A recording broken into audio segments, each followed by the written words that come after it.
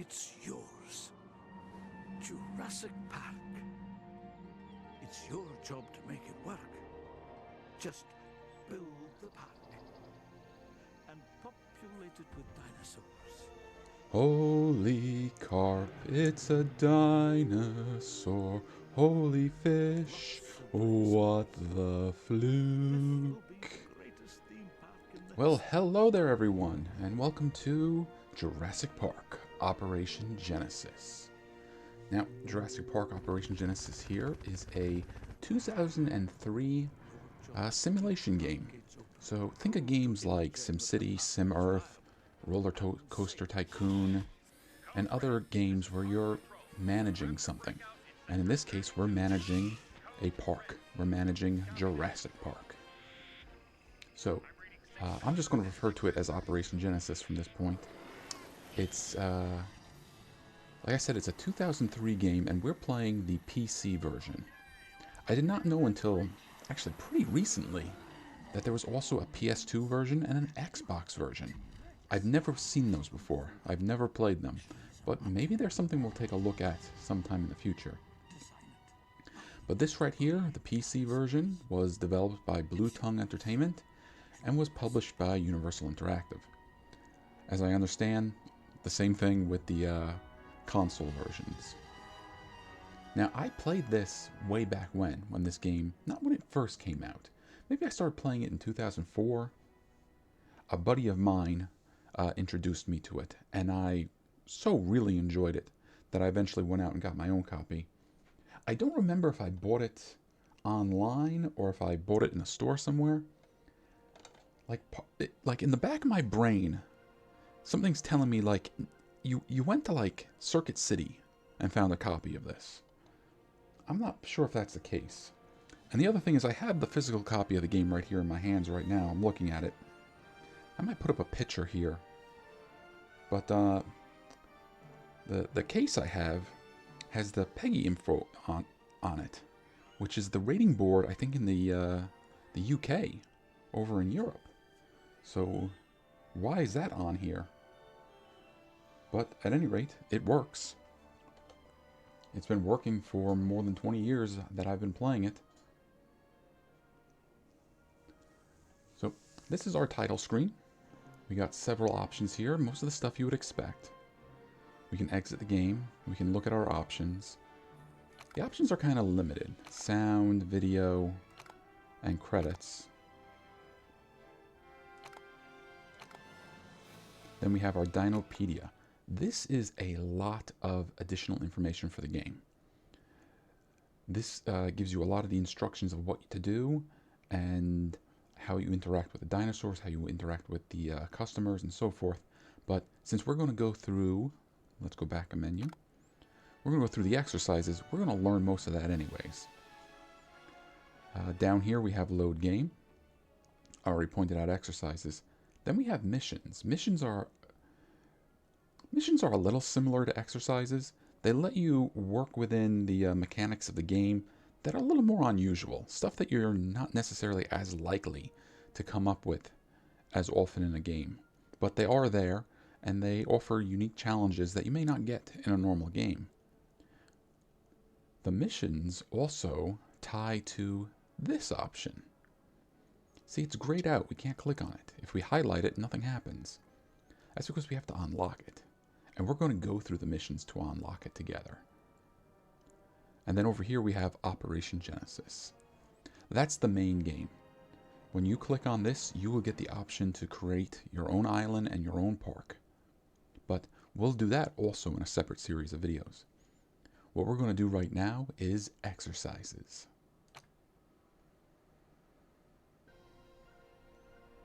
Alright, so our first exercise is Welcome to Jurassic Park. Learn the basic park controls. You had better be a fast learner. Trouble could be just around the corner.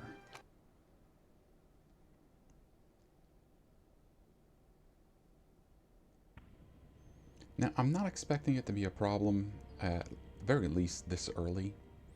But, you know, this is an older computer game. And a lot of times these games don't play nice with newer operating systems, or vice versa. Now, I've got the game working. I've had to do a couple of shenanigans to make it look right and play with less issues. Like, for a long time, I couldn't get sound. But I'm still experiencing crashes when I play the game for extended periods of time.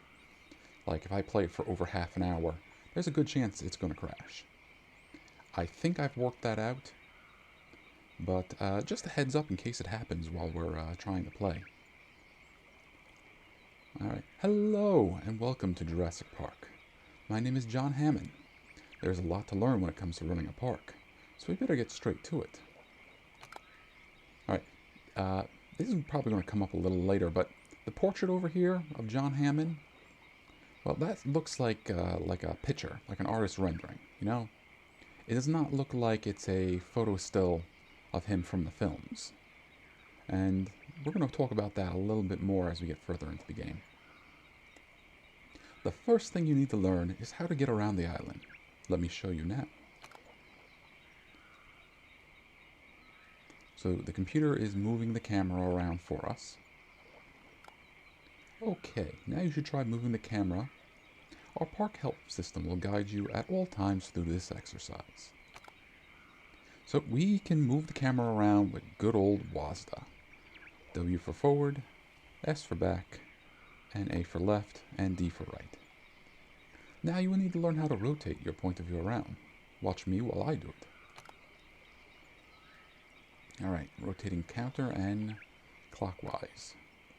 Rotation lets you quickly scan the area around you, and is an important control to become familiar with. Let's see if you can do it. And this we're going to do with the Q and E keys, so right above WASD. This is going wonderfully. You'll be flying around the park in no time. The final control you need to learn is zoom. Watch how I do it. Alright, zoom in and zoom out. Extreme close-up, extreme pullback. Zooming is very important when you need to get in close look at your dinosaurs, visitors, and amenities. Try it for yourself now. Alright, so we're going to do this with R and F. So R rolls in, F rolls out. You're a natural at this. Now that you've mastered the basics, I will hand you over to our fantastic staff to explain to you some of the other management features. So you can scroll in with the mouse wheel, but at the time this game was being made in the early 2000s, mouse wheels weren't, let's say, standard equipment. So if you try to mouse wheel with this, it will work, but it's tremendously slow, so it's much easier just to go with the keys. Alright, hi there, I'm Ray Arnold, Jurassic Park's Chief Administrator. I oversee the day-to-day running of Jurassic Park. The best way to travel around your park quickly is to use the island map. So that's Ray. That was Sam Jackson from the films. And again, doesn't quite look like Sam Jackson, does it? The island map gives you a complete overview of your island. You can see all your park features and your dinosaurs. Why don't you have a look at it now, and I will talk to you more when you're finished with it. Alright, so if we want to look at the map, we hit the tab key. So this is the overview of our map. This map is going to be the same for this tutorial, but when you're playing the main game, you can get randomly generated maps, or you can sort of do custom maps. So our cursor here can look around the island. Like here's our hatchery, and it's full of dinosaurs. So let's go take a look at them. An important part of managing the park is being able to select your buildings and dinosaurs to keep track of their status. Why don't you search out the park's Triceratops and select her? You can use the Island Map's Go-To command, or just search around the park yourself. Well, right here are our dinosaurs. They're little guys. So since we've got one actively highlighted, actively selected, the camera's just following it around and we can get information about them. But we're not going to do that just yet. So here's our Triceratops. And we're going to click on her. Hey, that was smooth. Let's try it one more time. This time I want you to search out the park's massive carnivore, Tyrannosaurus, and select her. Alright, So, second verse, same as the first. Alright, you may have noticed this. These are little green dots running around. Those are our herbivores. Over here is our Triceratops. She's also green. But down here is a red dot, and that is our carnivore, Tyrannosaurus. Oh man, she's not looking very happy. I think we better fast track your lessons along to the ranger. Good luck. Hi, I'm Robert Muldoon, Park Warden. I think you got to me just in the nick of time. You're going to need to do something about that T-Rex and fast. You're going to need to find the ranger station to deal with this problem. You can select your park's building in a similar fashion to selecting dinosaurs. Hurry there now. Alright. We're looking for the ranger station, which happens to be right here. And because a dino rampage just started. I'm glad you've stopped by. Alright. So we clicked on the station, but great, you've made it here. I think in the future I might need you to get here even faster. So I've added a go to chopper function to your manager menu. This will get you to a chopper more quickly. Now that you are here, we're going to need you to get right in the thick of things and use the Ranger helicopter to bring that Rex under control. The Ranger helicopter has many functions, but for now we have enabled the sedate option as what you will need to fix our current T-Rex problem. Alright, we have just taken control of the helicopter. So the helicopter is a little finicky. We move it around with WASDA, and we can, move the camera around with the mouse. In the top left of the screen, you should see the helicopter's radar. Carnivores will appear as a red dot, and herbivores as green. Yeah, I mentioned that just a little earlier. You better find that red dot and fly over to it. Now that you are close enough to enter shoot mode, the left mouse. Then you can zoom in and out. Right mouse. When you are comfortable with these controls, sedate that T-Rex with a shot from the tranquilizer gun. Okay, so we're going to get close. The T-Rex is going after a goat. So left mouse click enters shooting mode. And right mouse click will get us a little closer. So let's see. Maybe just get it right in the noggin. And down she goes. I just had to hit the escape key to back out. Fantastic. The T-Rex is sleeping like a baby. And the danger is past. I think that might do it for today's lesson. You might need to relax a bit before continuing. I look forward to working with you again in the future. You've done amazingly well. I think InGed made a smart decision in hiring you. When you are ready, we can continue your lesson. Alright, so it's time for our next exercise. Now, you see that little check mark there? That means I've finished the exercise. But we're going to go through all of them together. Dinosaur Origins. Learn how to find dinosaur DNA and then hatch an Acrocanthosaurus into your park.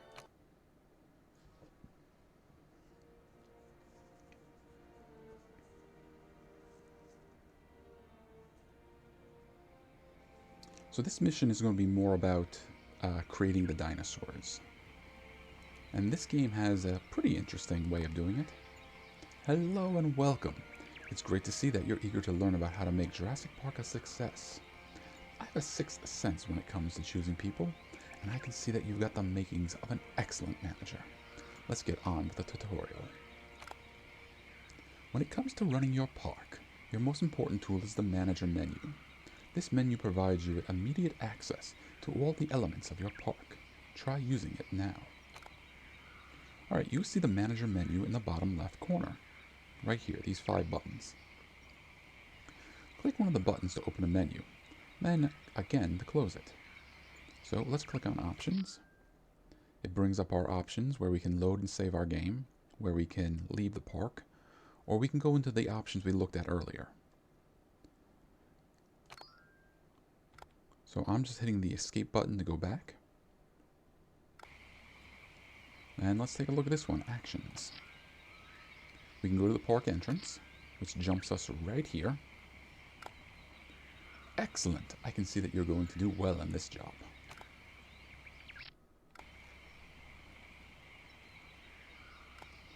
As park manager, you are likely to be very busy and difficult to reach at times. Your staff appreciate this and will contact you via the Jurassic Park mail system, so that you don't miss any important messages. I'll send you a test message now. Message from John Hammond. Alright, so we just got a message, and the voiceover told us who sent it. Sometimes that's going to be important, because that will let you know not just who sent it, but what kind of information they're trying to tell you. The easiest way is just to click the M button, but you can also click on the little mail icon over here in the corner. Mail is a very convenient way to find out what's going on in Jurassic Park. Important mail will come with a go-to option, which allows you to immediately jump to the relevant part of your park. Don't forget to check your mail frequently. So, at this point, we can either just go back, or we can delete the message. We don't need this message anymore, so let's delete it. Well, now that you've mastered the basics, it's time to continue your lessons. Your objective here is learn how to create dinosaurs. So let's introduce you to our dinosaur experts, who can take you through the whole process. Hello, my name is Alan Grant. I'm responsible for overseeing your fossil hunting teams. It's my job to make sure that they follow your instructions and that all their discoveries are sent back to your laboratory. So remember earlier I was talking about the portraits over here and how they don't necessarily look like the actor from the films? Well, this one looks plenty like Sam Neill. So what I'm thinking is he was the only one that they could get permission to use his likeness for. So they used, I wouldn't say necessarily an exact picture of him. They probably used a picture of him for reference. And everybody else, well, they just kind of drew them. Hi, I'm Henry Wu. I'm the laboratory manager here at InGen. I oversee the genetics lab. It's my job to extract the dinosaur DNA from your fossil discoveries. Hi, I'm Ellie Sattler. I'm in charge of taking care of your dinosaurs. It's my job to make sure that the star attractions stay happy and healthy. Let's start at the beginning of the process, the fossil hunt. InGen's technology needs dinosaur DNA so that you can create cloned dinosaurs. You can get dinosaur DNA from only two places, Mesozoic amber and dinosaur fossils. Your first step in making dinosaurs involves finding fossil materials and sending them back to the genetics lab. Let's give it a try. Your assignment here is to hatch an Acrocanthosaurus, a large Cretaceous carnivore. Your first task is to send a dig team out to look for your fossils and amber. From the manager menu, select the dinosaurs options. You will find the fossil hunt listed there. Alright, so select the fossil hunt option listed under dinosaurs. Well, in our luck, it's highlighted, so we're going to click on the dinosaurs. And up here is fossil hunt. So now it brings us to our fossil hunt menu. Welcome to the fossil hunt. From here you can access some of the richest fossil sites in the world. If you want to know which dinosaurs can be found at a dig site, you can always find out more about a location by selecting the info option. As you are going to make an Acrocanthosaurus, we have given you access to Hell Creek Site A. Now find this site on the satellite map and select it. Alright, so you can see there are several options on our globe here. Most of them have a lock on them, while a couple of them have a check mark, like the Flaming Cliffs and Hell Creek Formation A. The check marks mean we have access to them, so we can send teams there to get the fossils. So I'm going to click on Hell Creek, and we have info and we have zoom in. So let's hit info. Alright, now remember, we're in Hell Creek Formation A. So if we go to Site A, we can find Acrocanthosaurus, Parasaurolophus, and Torosaurus. We do not have access to Site B. So no Triceratops, no Edmontosaurus, no Pachycephalosaurus. And then we can get more information about the locations. But that is not as necessary for our game right now. But it is interesting information and facts for the kind of people who are into that stuff. Instead, we're going to click Zoom In. Good. You should now place a team at one of the available dig sites. Be aware that some dig sites are better than others. You should take advantage of the good sites earlier for faster results. So now we have a map of the creek area with 3 different locations for digging, and we have 4 teams available. So This plains area has good content, but only room for 2 teams. The same with the mountains. The second mountains has enough space for 4 teams. So I'm going to put 1 team in each, and then 2 teams in here.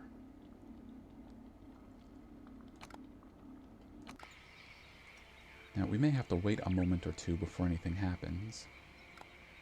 Nicely done. I'll send you a mail when the team uncovers some Acrocanthosaurus materials. In the meantime, I'll leave you in the care of Dr. Sattler. Hi. I know there's a lot to learn here, but if you just follow these steps, you should find it quite easy. Okay, there's no point in delaying it any further. Let's make a dinosaur. InGen has made it as simple as possible to create a dinosaur, provided that you have enough DNA. You must have more than 50% of a species' DNA before you can make a dinosaur. Thankfully, InGen has provided us with some dinosaur DNA, so that we can quickly start hatching dinosaurs. Let's check the dinosaur summary to see what DNA we have available. So now we're going to the Reports button, and we're going to click Dinosaur Summary. This summary shows you everything you need to know about the dinosaurs in your park, including the amount of DNA that you have possessed. As long as you see here, as you can see here, you have more than 50% of Torosaurus DNA. If you're not sure what a Torosaurus is, then you can find out more of it by highlighting the dinosaur in the summary and selecting info. Try it now, then return to the park. Alright, so let's click on Torosaurus and get some info. So here we go. Here's a little picture of what a Torosaurus will look like, and here's the information about it. It has a popularity rating of 2 stars, so it's not the most exciting dinosaur for our customers to see. It tells us how large one is, the period they come from. Now that can be important when you want to keep like creatures together, because some of our customers are going to like that. They are herbivores, and they get along with other Triceratops. So if you have them and Triceratops together, there won't be as many issues. But if you put dinosaurs together that don't get along, they can be some infighting. And if you put predators together, well, then they could fight with each other and maybe even kill each other. Security requirements, low. Some dinosaurs are more difficult to keep than others. These guys are not. And then there's a little bit of facts here about them. This horned herbivore has the largest skull of any animal that ever walked the earth. It feeds upon low-growing plants and lives in small herds. Its crest is used for defensive purposes, providing it with additional armor when attacked. Now, the facts here usually don't matter into the game, but, you know, more information for those who are interested. The next step is to build hatcheries. Jurassic Park hatcheries contain everything that is needed to grow a dinosaur from an egg to release size in 3 weeks. Building in Jurassic Park is very easy. All you need to do is go to the Build menu and select Building Type, and select the building type you're looking for. This will open a menu which lists a range of special buildings. In this example, when you open the Build menu, you will find hatcheries listed under the Dinosaur button. Before you place your hatchery, remember this. Hatcheries must be surrounded by security fencing, otherwise your dinosaurs will overrun your park. Please build 2 hatcheries, placing 1 hatchery in each of their enclosures. Alright, so if we take a look at our map, we have, let's say, a north hatchery, which we're really close to, and we have a south hatchery. So let's go to the very top of our north hatchery. Now, in this little mini map here, we can get an orientation of where we are. And you see how it kind of has that V shape? Whichever direction the V shape is facing, that's our orientation. So up is north at the moment, down is south, and so forth. So we got water here, and lots of open space. And we got... that's about it. Now, I'm thinking ahead a little bit. Down here is our park. So we're going to want the dinosaurs to be hanging out more towards here than way, way up there. So I am going to place our hatchery right here next to this mountain. So right now, all those blue squares are telling you the footprint. the location of where your building is going to go. Since all those squares are blue, I could put it there with no problem. And the arrows will point what direction events take place. So when a dinosaur hatches, it's going to walk out through those blue triangles. But now, as I get closer to the mountain, you see that some of those squares turn red, meaning that we can't build on there. Same thing with the water over here. So we're going to put it right a little higher. Put it right there. Now we have our southern hatchery. Well, not hatchery, but pen. So again, our park is up here. We probably want our dinosaurs to face the park. Now, if I just build it here, it's going to face south.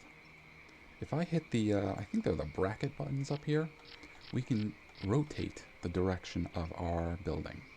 So we're going to place it there. Now, we did get some mail, but we're going to finish with Dr. Sattler here first.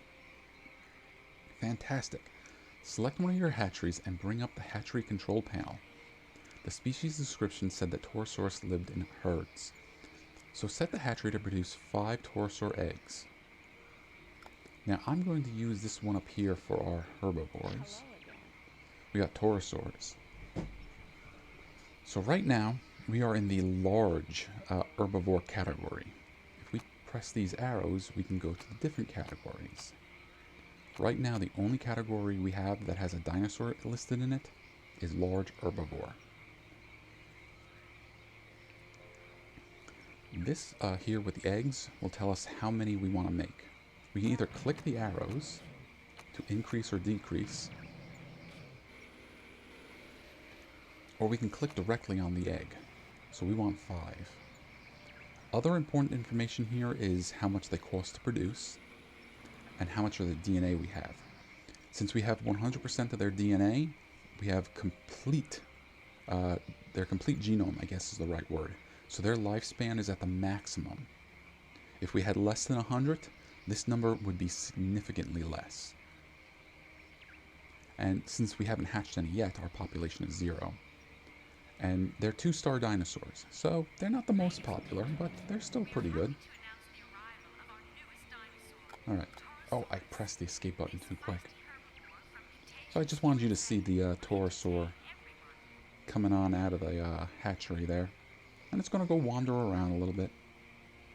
Probably get some water. How can I help? Over here on the left are special research upgrades that will apply to the dinosaurs as they hatch after we've researched them. We'll worry about those a little later.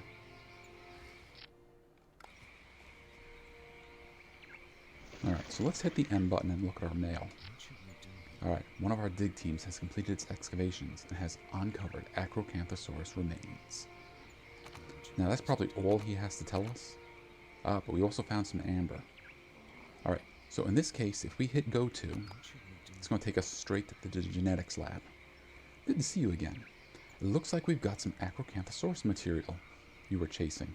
If you want to make an Acrocanthosaurus, you need to extract its DNA from the following remains. Alright, so here are our fossil remains.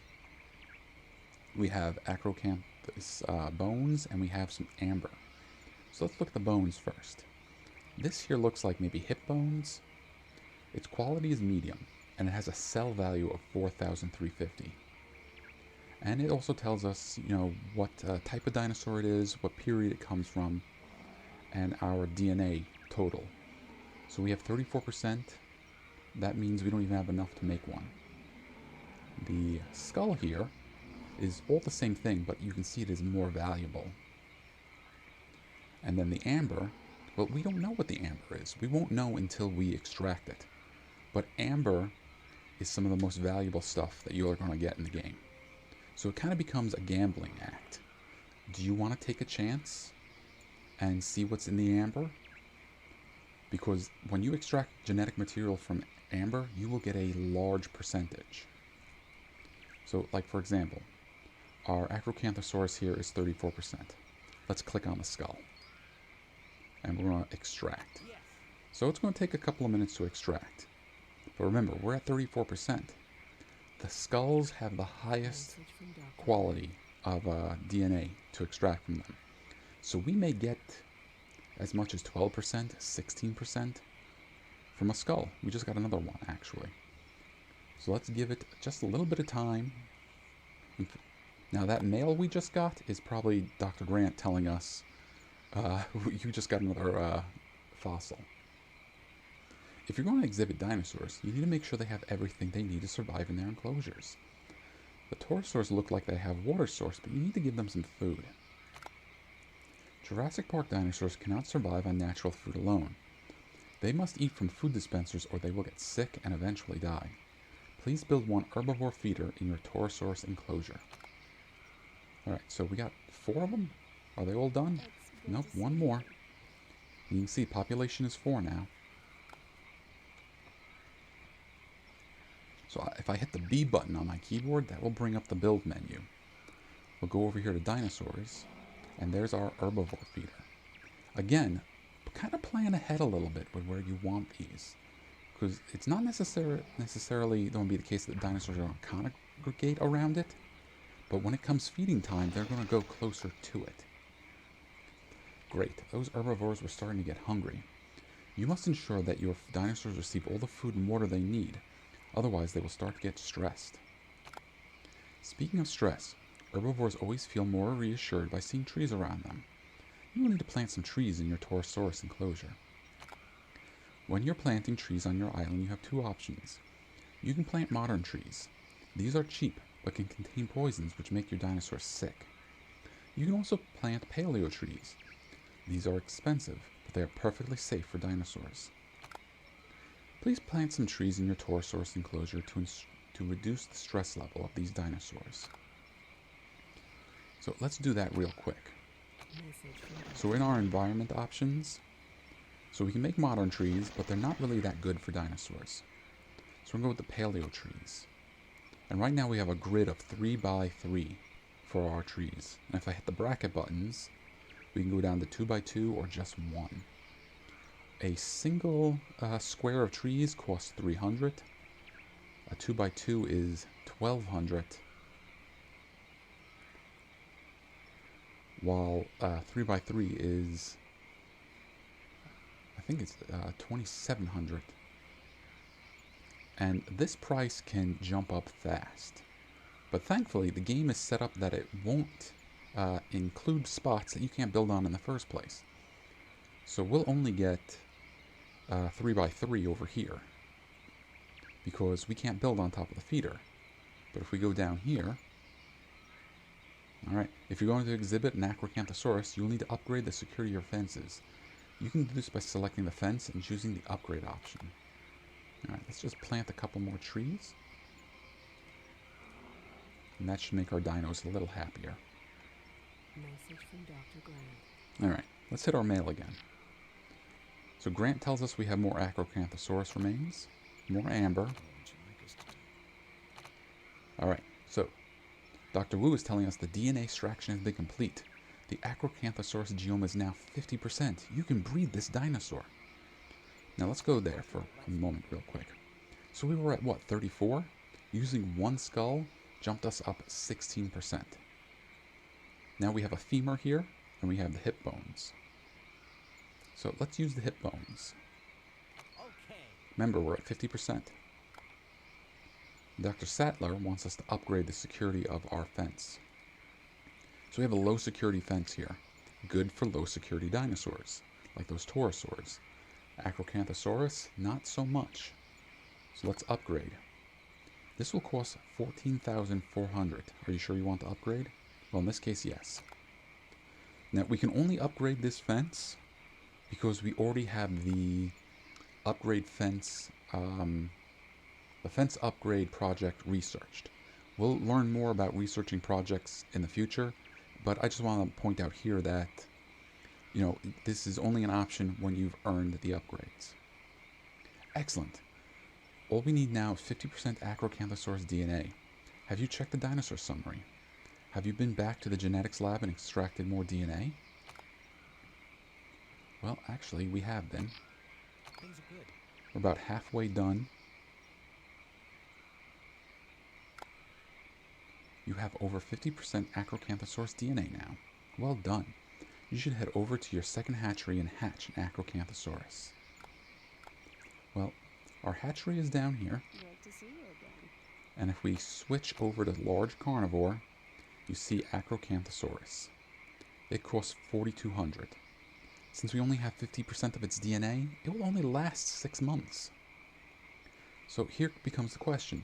Do you want to spend that much money for a dinosaur that's only going to live for 6 months? The costs will never change no matter how much of the DNA we have. Message from Dr. So it might not be worthwhile. So you just saw the DNA jumped up 10%. I have a bad habit of hitting the escape button too much. So a skull got us something like 16, hips got us something like 10. Now what are femurs going to get us? Okay. And because we have 10% more DNA, the dinosaur's going to live 7 months now. So maybe that's worthwhile. Now it's a very popular dinosaur. It's 4 stars. So the potential of even having one in your park, even if it's only going to live for 6 or 7 months, is going to bring in a lot more guests and make a lot more guests happy that want to see dinosaurs like that, even if it's only going to live for 6 or 7 months. And during that 6 or 7 months, you know, you're going to be getting income and improvements for having it with you. So do you want to spend the money on a dinosaur that's going to live as much as like a third or a fifth of its lifespan, but during that time get the benefits of it? Or do you want to wait for it to be 100%, even though it may take another 6 months, but then it will last you 4 or 5 years? I did it again. Message from Dr. Wu. Alright, so that femur, that leg bone, not much, 5%. But then we have the ambers. So these are both high amber, and they're from a Cretaceous period.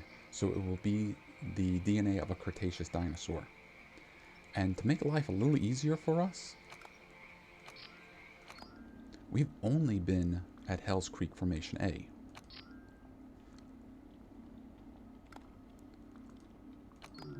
So it can only be Acrocanthosaurus, Parasaurolophus, or Torosaurus. Now, in our dinosaur summary, Acrocanthosaurus is at 65%, Torosaurus is at 100%. Parasaurolophus, none. We have no DNA.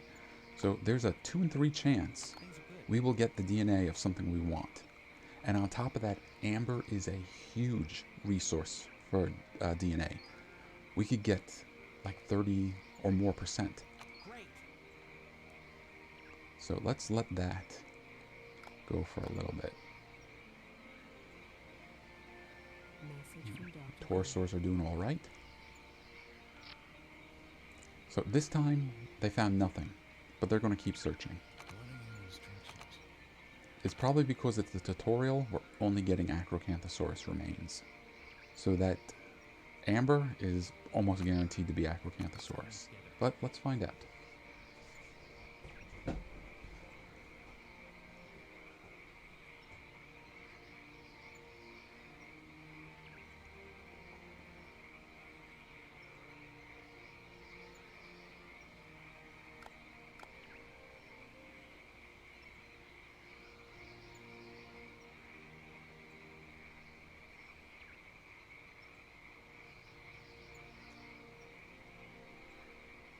Message from Dr. Wu. Alright, so we've extracted the DNA. We went from 65 to 87. So we got 22% of our DNA from that. So there's a good chance we will finish off with this last bit of amber. But we need what, 13%? So let's do a skull.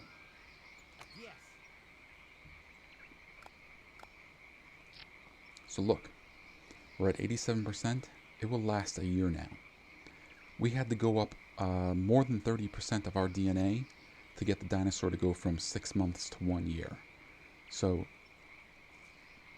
a little bit of DNA at the middle point doesn't make as much of a difference, but that 100% of DNA makes a big difference.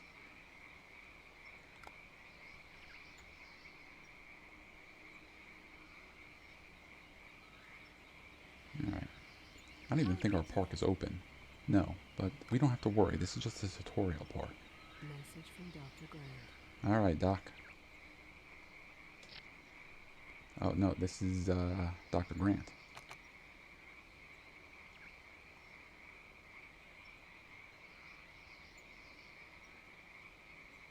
Message from Dr. Wu. Alright. The DNA sequence for Acrocanthosaurus. The DNA sequencing has been completed on Acrocanthosaurus genome. As we have 100% DNA, we have sold our 6 other Acrocanthosaurus fossils for a profit of $27,900. So that's another reason to be careful with what you use for genetic material, because extra fossils can be sold for money. And we're now at the point where if Grant and his team dig up any Acrocanthosaurus fossils, they will sell it immediately. So now we have this last bit of amber. At this point we know it's going to be Acrocanthosaurus. Parasaurolophus does not seem to be part of the tutorial. So in this case, the best thing to do is just sell it, because that $9,750 is better used on more dinosaurs, more upgrades, more amenities, and that sort of thing. Okay, so let me at least put this out here real quick. The second you collect a piece of amber, the game has already assigned what type of dinosaur DNA it is. It's not going to be random each time you click extract. So this is definitely something DNA, and it will always be that something DNA if I save and reload over and over again. So if you want to exploit that, you can save the game before extracting the amber, then give it a minute or two to see what's inside, and then you can make the decision whether it's worthwhile to extract it or sell it. We just got more amber. So I'm not against that. I'm not one of those people that like scoffs at the idea of save scumming and stuff like that. But again, it's your call. You're the one playing the game. If you have more fun taking that gamble and seeing yes or no, then go for it. But if you would prefer to be more cautious with your resources and save beforehand and reload depending on the results, go for it. But in our case, we're selling it. And we are going to produce an Acrocanthosaurus, which at 100% DNA will live for 5 years. And you see the cost has not changed. So let's produce one.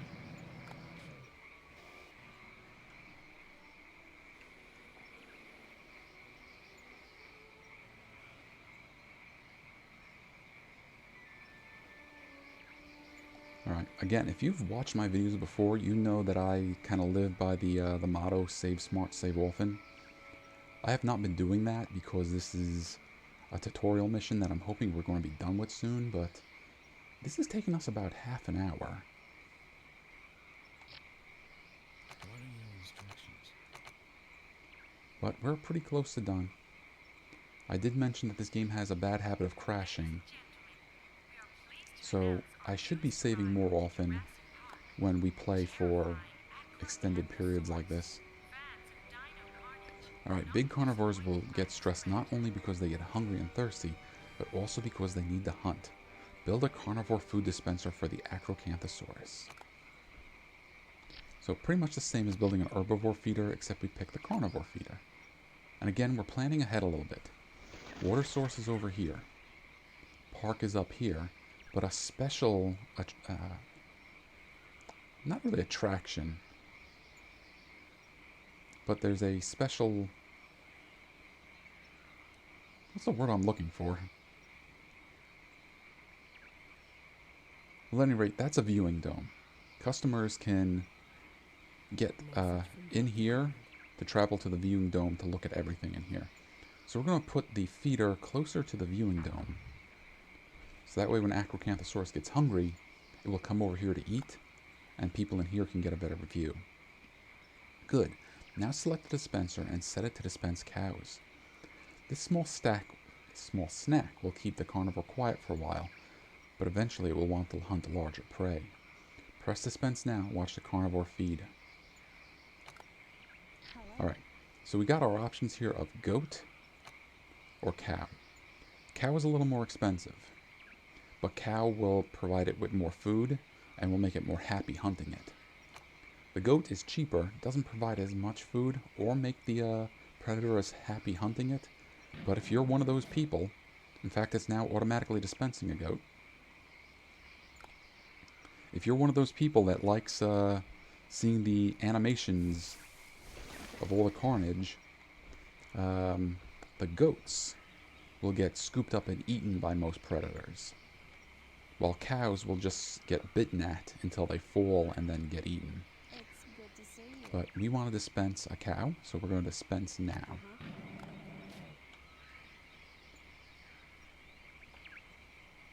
Now, Acrocanthosaurus is way over here. Nowhere near the park. Nowhere near the food. That would be a common, I don't want to say problem, but that would be a common concern in the game, is how big to make your enclosures so that people can see the dinosaurs. Well done! You've completed this tutorial and now you have a solid understanding of how to make and look after dinosaurs. Remember to consult the Dinopedia and the game manual if you want more assistance.